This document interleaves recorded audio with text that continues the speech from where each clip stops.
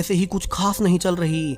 वो इतने सारे पैसों के लिए अब बेथ के मिशन के लिए मान ही जाता है। अब कई घंटों बाद जब लिवाई की बेहोशी से आंखें खुली तो उसे एक सोल्जर आकर बताती है कि लिवाई अपने मिशन की लोकेशन के बहुत करीब है और उसे यहाँ से प्लेन से नीचे कूदकर 40 किलोमीटर दूर नॉर्थ में जाना होगा। वहीं पर उसे उसके मिशन के बारे में बताया जाएगा।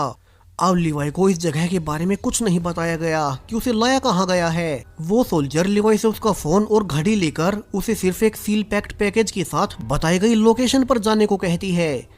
लिवाई अब ऐसा ही करते हुए पहले प्लेन से कूदकर नीचे पहाड़ों में लैंड करता है और फिर वहां से ऊंची चट्टानों से होते हुए 40 किलोमीटर नॉर्थ की ओर चलते हुए फाइनली उस सोल्जर की बताई गई लोकेशन तक पहुंच ही गया। यहाँ पर एक जेस्पर नाम का सोल्जर लिवाई को देख बहुत खुश था। वो रिवील करता है कैसे वो खुद पिछले 1 साल से यहाँ ड्यूटी कर रहा था। उसे भी एजेंट बेथ ने 1 साल के लिए लाखों डॉलर्स की डील की थी। सो अब चूंकि लिवाई अगले 1 साल के लिए यहाँ आ गया है तो वो खुद अपने घर जा पाएगा और जो पैसे उसने कमाए हैं अब वो पूरी लाइफ उनसे ऐश करेगा।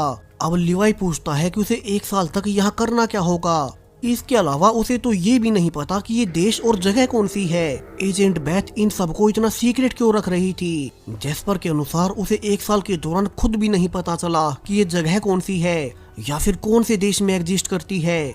जेस्पर अब लिवाई को उसकी ड्यूटी समझाने के लिए एक ऊंचे वॉच टावर पर ले जाता है जो कि एक बहुत बड़ी झील के किनारे पर बना हुआ था। इस झील के चारों ओर हजारों किलोमीटर तक कुछ नहीं है। जेस्पर के अनुसार लिवाई को आने वाले 1 साल तक इसी एक टावर पर पहरा देना होगा। यहाँ खाने पानी का पूरा स्टॉक था।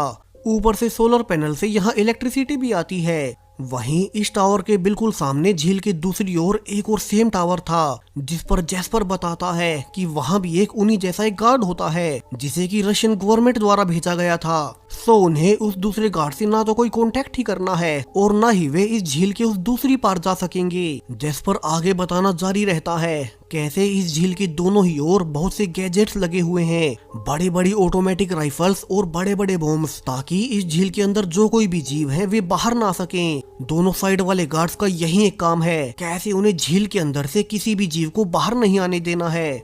लिवाई पूछता है कि इस झील के अंदर ऐसा क्या है जो कि इतना खतरनाक होगा।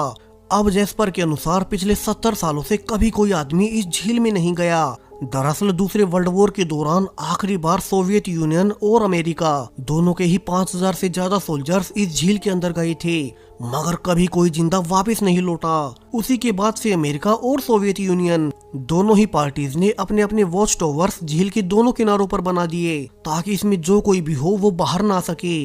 वहीं इसके बारे में बाहर की दुनिया